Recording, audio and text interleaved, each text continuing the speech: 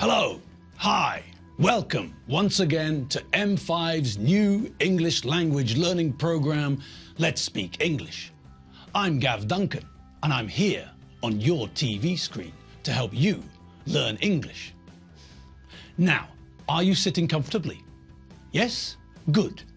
And are you ready for today's lesson? Yes? Good. Okay, well, let's learn English together.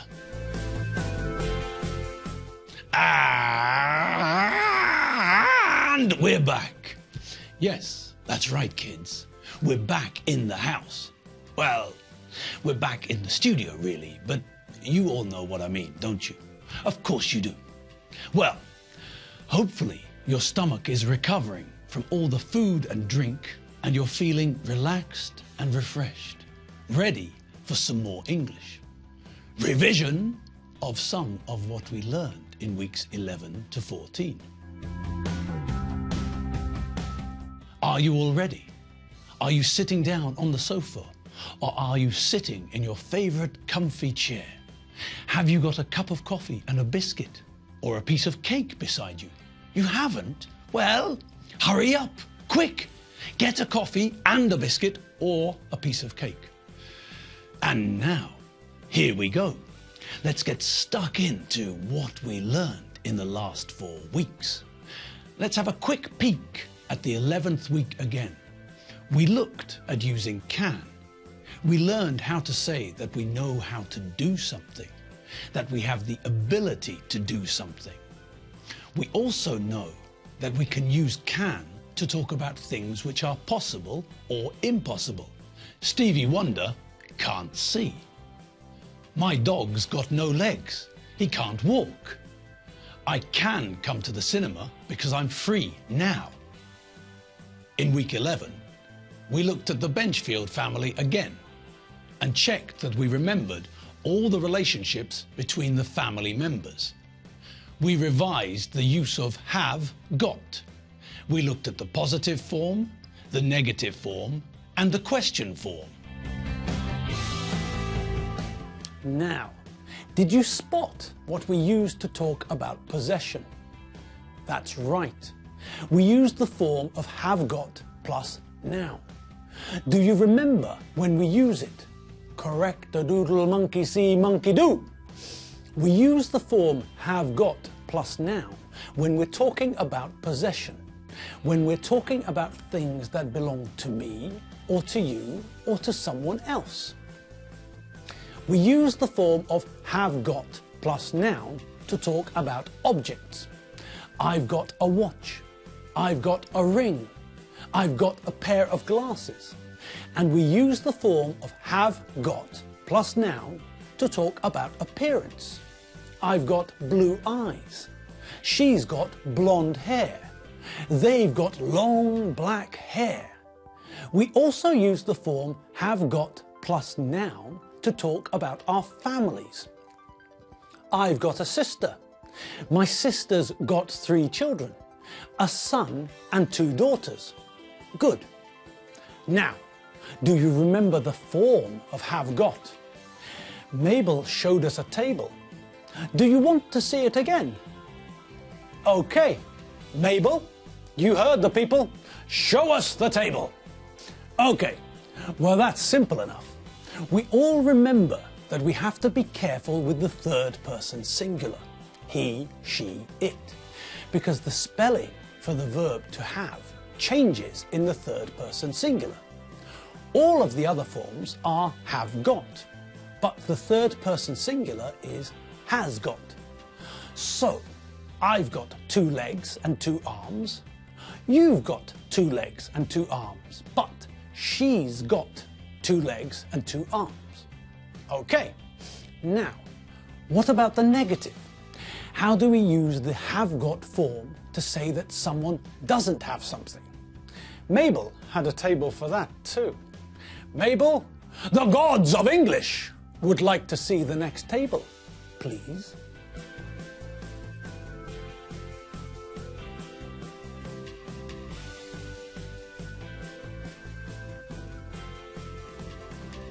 Great. Thanks, Mabel. Okay, so, as usual, we use the word not to make the negative.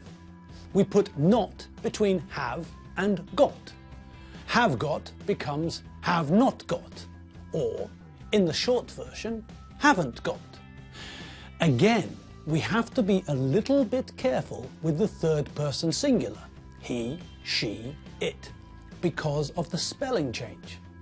In the third person singular, we put not between the two parts, has got becomes has not got, and the short form is hasn't got.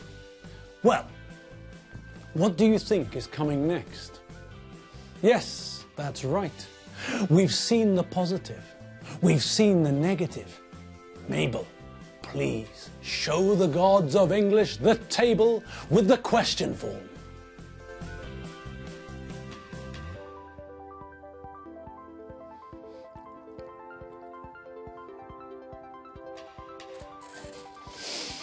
Okay, great, fantastic. Cornflakes, Rice Krispies and Weetabix for breakfast. Good. Now, what's the first difference we notice? That's right. When we use have got in the positive and negative, we use the short form. But when we ask a question using have got, we don't use the short form. When we ask a question, we don't say, got a car? It's impossible to say or understand. Got watch? Forget it, forget it. I can't do it.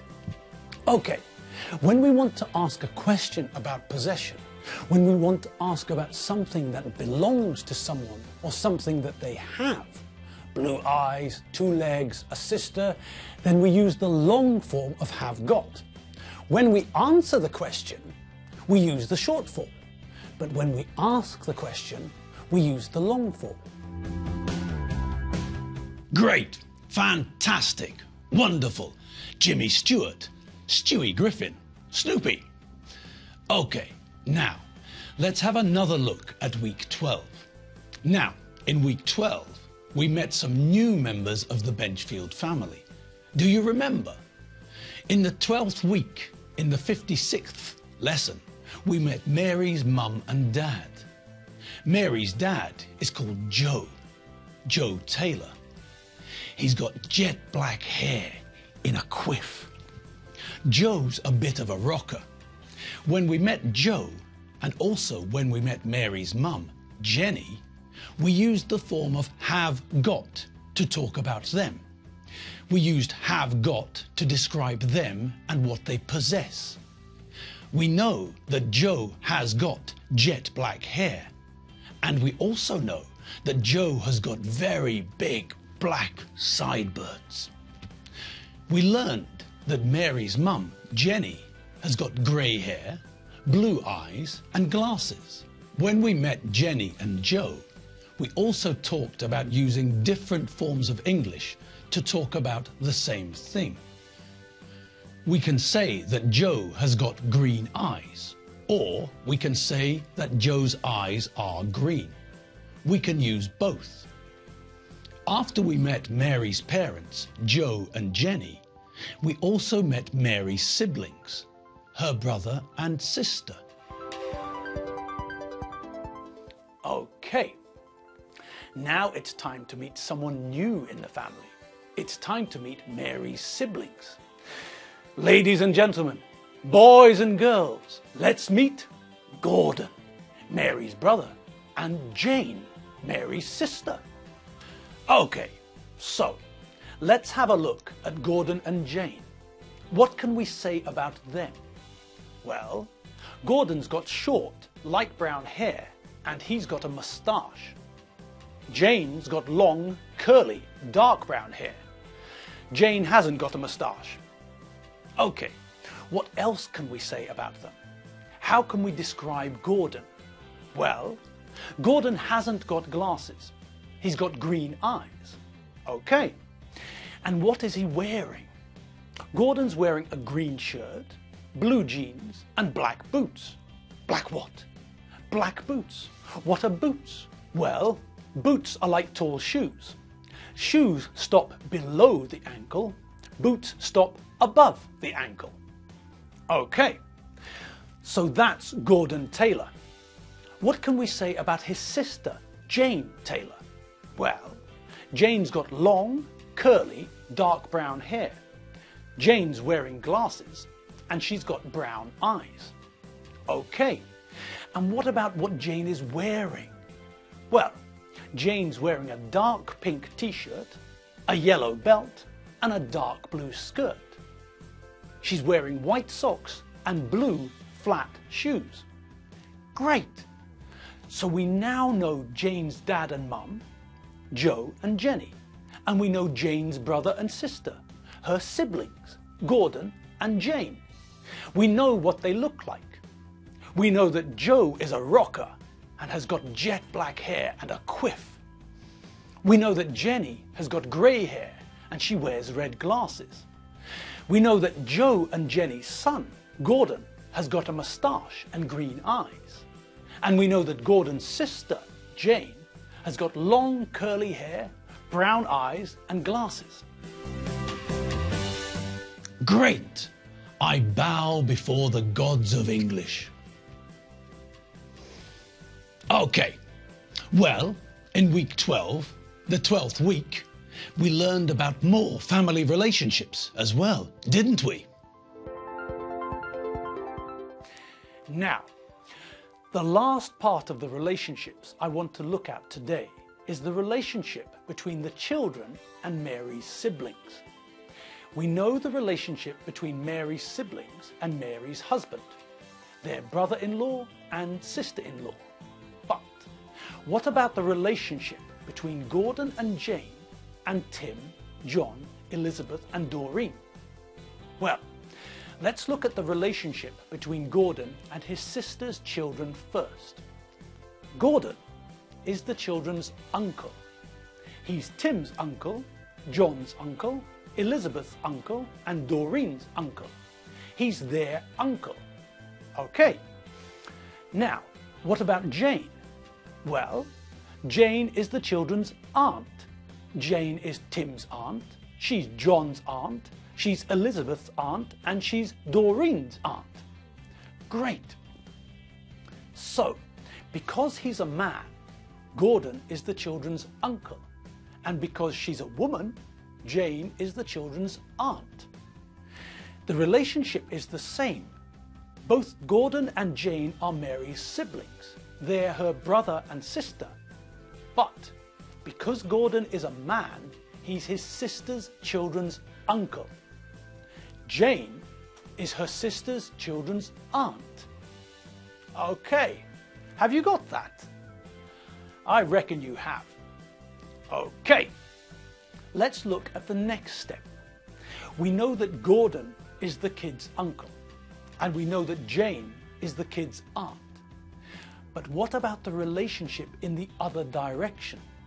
What's the relationship between the kids and their uncle and aunt? Well, Tim and John are nephews to Gordon and Jane. Tim is Gordon's nephew, and Tim is also Jane's nephew.